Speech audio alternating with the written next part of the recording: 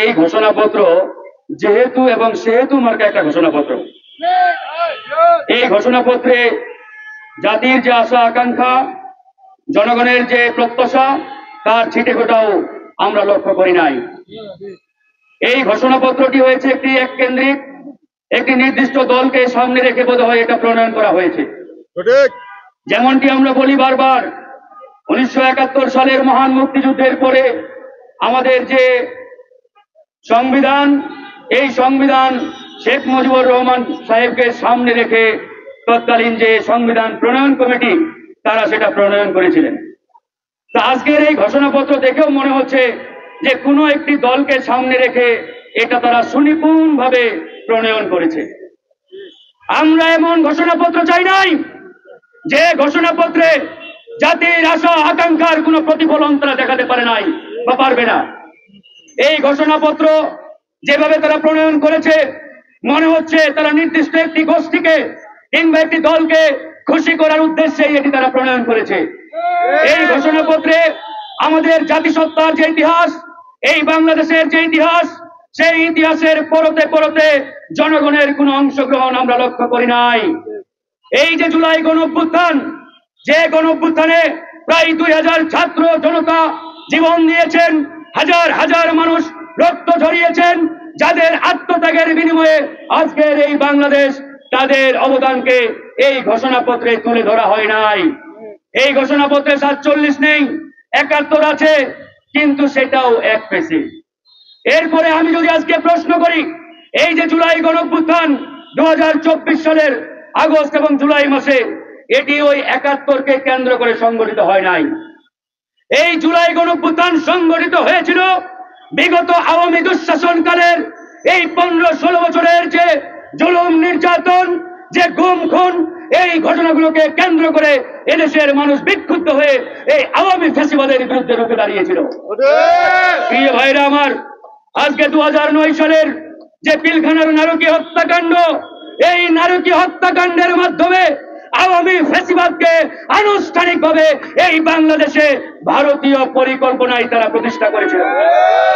কিন্তু অত্যন্ত লজ্জার বিষয়, দুঃখের বিষয়, সেই পিলখানার নারকীয় হত্যাকাণ্ডকে এই সরকার ঘোষণাপত্রে অন্তর্ভুক্ত করে নাই।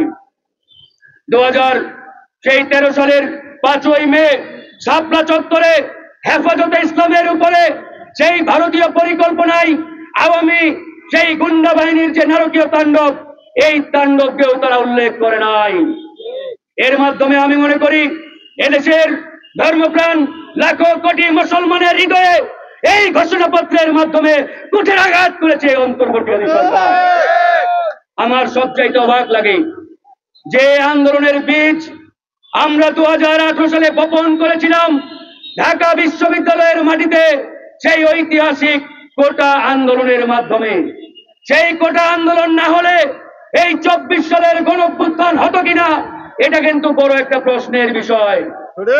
আপনারা জানেন, সেই কোটা আন্দোলন করতে গিয়ে আমরা হাজারো বাধা বিপত্তি, হামলা মামলা, জেল, জরিমানা, রিমান্ড সহ্য করেছি। আমি ফারুক হাসান একটানা 15 দিন রিমান্ডে ছিলাম। আমার সহযোদ্ধারা রিমান্ডে ছিল। এই যে এখানে যারা আছে প্রত্যেকেই জুলুম নির্যাতনের শিকার হয়েছে। তারপরে হাসিনা আংশিক আমাদের দাবি মেনে নিলেন।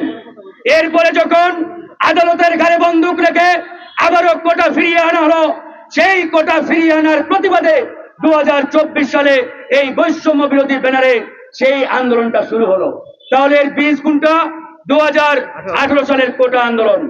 এই কোটা আন্দোলনকে তারা স্কিপ করে, বাইপাস করে এরকম একটি এক পেশে জুলাই ঘোষণাপত্র দিয়েছে।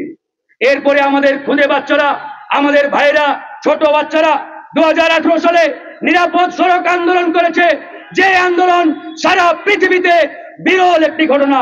এমন আন্দোলন পৃথিবীর আর অন্য কোনো দেশে সংগঠিত হয় নাই। কিন্ডারগার্টেনের বাচ্চা ক্লাস 1-এ পড়ে, 2-এ পড়ে, তারা রাজপথে নেমেছে। তারা পুলিশ, এসপি, এমপি, মন্ত্রীর গাড়ি থামিয়ে বলেছে রাষ্ট্র সংস্কারের কাজ চলছে, সাময়িক অসুবিধার জন্য দুঃখিত। সারা পৃথিবীর চোখ খুলে দিয়েছিল যে আন্দোলন, সেই আন্দোলনকে এই ঘোষণাপত্রে অন্তর্ভুক্ত না করে এই সরকার জাতির সাথে বেইমানি করেছে। প্রিয় ভাইরা আমার, আজকে কথা আমাদের স্পষ্ট, আজকে আমাদের বক্তব্য একবারেই পরিষ্কার। আমাদের 2 কোটি প্রবাসী পৃথিবীর বিভিন্ন দেশে রয়েছে, যাদের পাঠানো রেমিটেন্সে আজকে বাংলাদেশের অর্থনীতির চাকা সচল। তাদের সেই আপনার অবদানকে এই ঘোষণাপত্রে মূল্যায়ন করা হয় নাই। তাই প্রিয় বন্ধুগণ, আজকের এই যৌথ সংবাদ সম্মেলন আমি মনে করি এটা কোনো দলীয় বিষয় নয়। এটা এই দেশের 18 কোটি মানুষের আকাঙ্ক্ষা, এটা এই দেশের 18 কোটি মানুষের প্রত্যাশা, ডিমান্ডের জায়গা থেকে আমরা এখানে 4-5টি সংগঠন ঐক্যবদ্ধভাবে আজকে কথা বলছি। এই সরকারকে মনে রাখতে হবে, তারা কোনো একক ব্যক্তি, গোষ্ঠী কিংবা দলের সরকার নয়। তারা এই দেশের ছাত্র জনতার সমর্থিত সরকার। কিন্তু এই সরকারের দায়িত্বশীল উপদেষ্টারা ক্ষমতার চেয়ারে তারা বেমালুম ভুলে গেছে তারা কাদের সমর্থনে সরকার গঠন করেছে। আজকে এক একটা উপদেষ্টা নিজেদেরকে আমেরিকার প্রেসিডেন্ট মনে করে। মুইকে হরুরে ভাব, এসি গাড়ি, বাড়ি, ওই বাংলো, মিন্টু রোডে, হেয়ার রোডে পেয়ে তারা মনে করেছে আমাদেরকে আর কে পাই ভাই। এরকম একটি অবস্থায় তারা এই জুলাইকে কলঙ্কিত করেছে। আজকে বন্ধুগণ, এই জুলাইকে তারা বিক্রি করে দিয়েছে। এই জুলাইয়ের চেতনা বিক্রি করে তারা আজকে ওই আওয়ামী লীগের পথে হাঁটা শুরু করেছে। আওয়ামী লীগ যেভাবে 71-এর চেতনাকে বিক্রি করে এই 54 বছর রাজনীতি করেছে, আজকে এই সরকারের কতিপয় উপদেষ্টা এই গণঅভ্যুত্থানকে বিক্রি করে তারাও সেই নব্য ফ্যাসিজমের পথে হাঁটা শুরু করেছে।